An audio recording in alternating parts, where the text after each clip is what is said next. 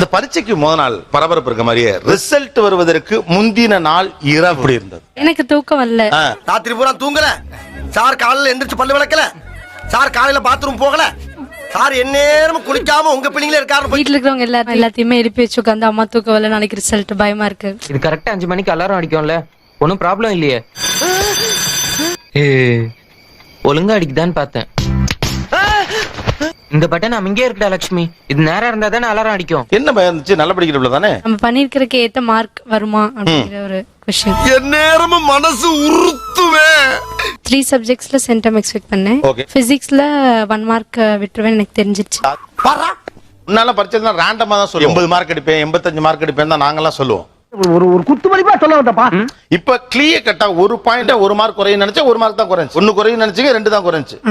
Okay, அவ்வளவு specific. Okay, ட்விங்ஸ்ங்கறனால 1க்கு double மடங்கு பிரஷர் அதிகமாயிருக்கு. அதனால வெளியில காட்டிக்கல.